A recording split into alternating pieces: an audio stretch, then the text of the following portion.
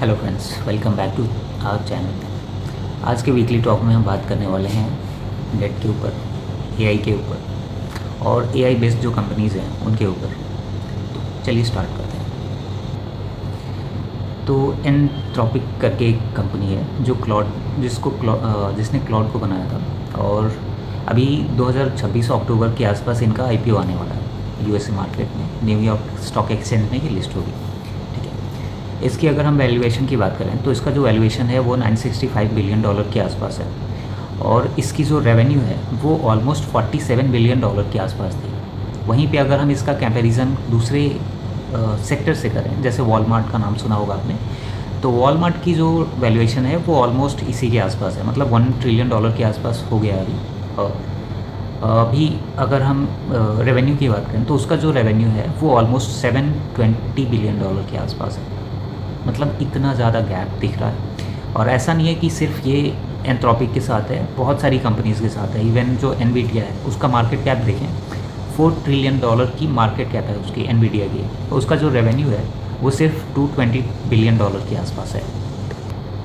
इसके अलावा अगर हम गूगल की बात करें, अल्फ़ाबेट, उसका जो मार्केट कैप है वो $3.8 ट्रिलियन के आसपास है। ठीक है, इसके अलावा इसका जो रेवेन्यू है वो ऑलमोस्ट $422 बिलियन के आसपास है। लास्ट ईयर इसका जो रेवेन्यू था वो $400 बिलियन के आसपास था। तो इतना ज़्यादा दिख रहा है। और ये ऐसी कंपनीज़ हैं जो वेल एस्टैब्लिश्ड हैं, मतलब एंथ्रोपिक को छोड़ दिया जाए तो गूगल हो गया, एनवीडिया हो गई, मेटा हो गया, ये सारे मतलब बहुत साल से हैं। और ऐसा नहीं है कि मतलब एआई तो अभी हाल फिलहाल में इन्होंने स्टार्ट किया है, बट उसके साथ ही इनके बहुत सारी अदर प्रोडक्ट हैं, अदर सर्विसेज हैं, जिससे अच्छा खासा रेवेन्यू जनरेट कर रहे हैं। बट एआई जो नए नए एआई कंपनीज़ हैं उनका रेवेन्यू अगर आप देखोगे तो बहुत ही कम है। अब ये हो सकता है कि इनिशियल स्टेज में है इस रीज़न से, या फिर क्योंकि जब आप इनिशियल स्टेज में रहते हो तो रेवेन्यू कम रहता है, एक्सपेंशन थोड़े ज़्यादा होते हैं क्योंकि आप R&D पे एक्सपेंस करते हो। बट यहाँ पे एक चीज़ और भी है कि जो एआई का मॉडल है, मतलब एआई कंपनीज़ हैं, उनका मैन पावर थोड़ा सा कम रहता है अगर हम कंपेयर करें अदर इंडस्ट्री से। तो इसके अलावा जितने भी मार्केट्स देखें, इवन ताइवान का देख लें, जापान मार्केट देख लें, चाइना का मार्केट देख लें, यूएस का मार्केट देख लें, सारे मार्केट ऑल टाइम हाई पे हैं और ऑल टाइम हाई ब्रेक कर रहे हैं। बट इंडियन मार्केट देखें तो इंडियन मार्केट बहुत नीचे है, मतलब ऑलमोस्ट 7% नेगेटिव रिटर्न है पिछले एक साल का। ऑल टाइम हाई से देखें तो ऑलमोस्ट काफ़ी डाउन है, 12 से 15% के आसपास। तो इसके पीछे रीज़न क्या है? तो सबसे पहले जो मेन देखें तो अगर हम डेट की बात करें तो यूएस का जो डेट है वो ऑलमोस्ट $40 ट्रिलियन के आसपास हो चुका है। उनका बॉन्ड मार्केट देखें तो बहुत ज़्यादा शूटअप हो रहा है। इवन जापान का जो बॉन्ड मार्केट है वो तो काफ़ी टाइम से शूटअप हुआ है। और इवन और अदर कंट्रीज़ के बॉन्ड मार्केट देखें, 10 ईयर्स, 20 ईयर्स, 30 ईयर्स, सारे शूटअप हुए हैं। बहुत ज़्यादा हाइक है, 4%, 5%, मतलब मिनिमम 5% तो मिनिमम दिख रहा है।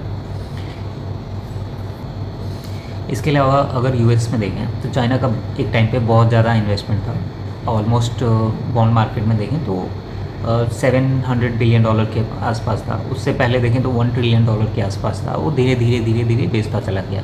अभी ऐसा हो गया है कि ऑलमोस्ट, मैंने लास्ट वीडियो में भी कवर किया था, अभी सबसे ज़्यादा देखें तो जापान का जो है वो इन्वेस्टमेंट ज़्यादा है कंपेयर टू अदर कंट्रीज़।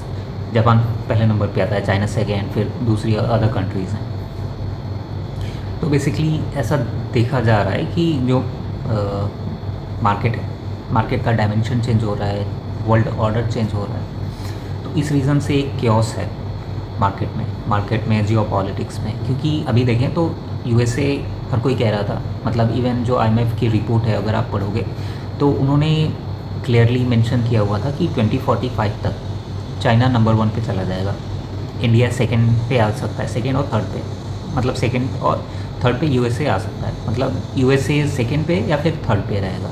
ठीक है, तो ऐसी पॉसिबिलिटीज़ हैं। इसके पहले अगर आप रे डेलियो को देखोगे, मतलब इंटरव्यूज़ वगैरह पढ़ोगे या फिर उनके बुक्स पढ़ते हो, तो उन्होंने भी बहुत सारी चीज़ें बताई कि चेंजिंग वर्ल्ड ऑर्डर, जब वर्ल्ड ऑर्डर चेंज होता है तो ऐसा नहीं होता है कि 10 साल में, 15 साल में चीज़ें एकदम से चेंज हो जाती हैं। ड्रास्टिकली। चीज़ें टाइम लेती हैं क्योंकि जब चीज़ें बनती हैं, जैसे यूएस का एग्जांपल लें तो यूएस बनने में, मतलब सुपर पावर बनने में, एक डेवलप्ड कंट्री बनने में ऑलमोस्ट 200, मतलब 200 तो नहीं, ऑलमोस्ट 100 टू 150 ईयर्स लग गए।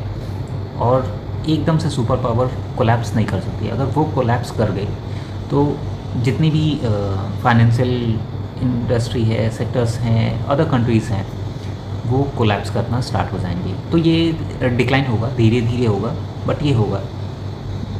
वैसे ही डीप डॉलराइजेशन की जो डिमांड है वो धीरे धीरे कम होनी स्टार्ट हो गई है। अब इसका इम्पैक्ट आने वाले 25-30 सालों में हमें देखने को मिलेगा। इंडिया की बात करें तो इंडिया का जो स्ट्रेंथ है वो मतलब एक्सपोर्ट है नहीं, मतलब to be honest manufacturing units की वजह से, अदर इशूज़ की वजह से। बट चाइना ने बहुत मैसिवली ग्रो किया है और मल्टीपल, मतलब डबल डिजिट्स में उनके ग्रोथ हैं। मतलब 1980 से लेके 2010 तक, अगर आप मतलब 15 साल तक उन्होंने डबल डिजिट्स में उनका जीडीपी ग्रोथ रहा है। इंडिया का देखें तो इंडिया का 7% मैक्सिमम रहा है, 8% मैक्सिमम रहा है। ठीक है, तो अगर कोई भी कंट्री 10%, 12% या फिर मतलब 8 से 12% के बीच में एक रेंज लेके चलते हैं, इस रेंज से अगर 15 साल तक ग्रो करती है तो उसका जो जीडीपी है वो हर 7 साल में, 8 साल में डबल होना ही है। तो चाइना ने वही चीज़ किया है, चाइना ने मैसिवली ग्रो किया है। इसके अलावा अगर जियो पॉलिटिक्स की बात करें तो यूएस इस सिचुएशन पे आ चुका है कि मतलब उसको वो वैल्यू खोता जा रहा है। ठीक है, और सुपर पावर है, सुपर पावर है। अभी ईरान में देखें तो ईरान मतलब पहले डिसीज़न लेता है कि सीज़ फायर हो गया, उसके बाद से अटैक कर देता है। ठीक है, तो ये सारी सिचुएशंस ना, मतलब किसी भी कंट्री के लिए सही नहीं है, किसी भी मार्केट के लिए सही नहीं है।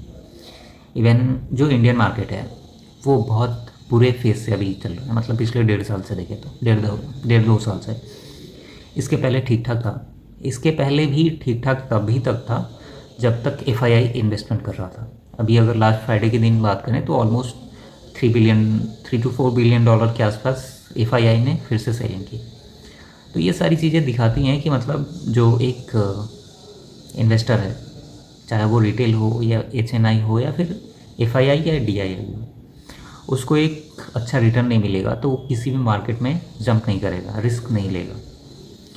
ऑल्दो जितने भी बड़े प्लेयर्स हैं, बड़े इन्वेस्टर्स हैं, इंडिया के हों या फिर अदर कंट्रीज़ के हों, सबका इंडिया को लेके जो व्यू है काफ़ी बुलिश है आने वाले 7-8 साल, 10 साल, 15 साल के, मतलब इवन 2050 तक। बट इंडियन गवर्नमेंट को बहुत सारी चीज़ें करनी पड़ेंगी। जैसे अभी हाल फिलहाल में एक न्यूज़ निकल के आई थी कि एलटीसीजी और एसटीसीजी पे टैक्स रिलीफ देने के बारे में सोच रहे हैं। मतलब सजेशंस बहुत सारे लोगों ने दिया था, तो ऐसे करके एक न्यूज़ आया था। बट ये इम्प्लीमेंट होता है नहीं होता है, तो ये सारी चीज़ें हैं। इवन जीएसटी देखिए, जीएसटी से बहुत मैसिव टैक्स कलेक्ट कर रही है गवर्नमेंट। 21 लाख करोड़ के आसपास टैक्स कलेक्शन था, उसके पहले 19 लाख करोड़ के आसपास था। ठीक है, इस पे मैंने एक सेपरेट वीडियोस बनाया हुआ है जीएसटी कलेक्शन के ऊपर कि 2016 से लेके अब तक कितना कलेक्ट किया है गवर्नमेंट ने, स्टेट गवर्नमेंट को कितना जाता है, किस स्टेट में मतलब कौन से ऐसे स्टेट हैं जहाँ पे जीएसटी कलेक्शन बहुत ज़्यादा नंबर्स हैं। तो ये आप जाके देख सकते हैं।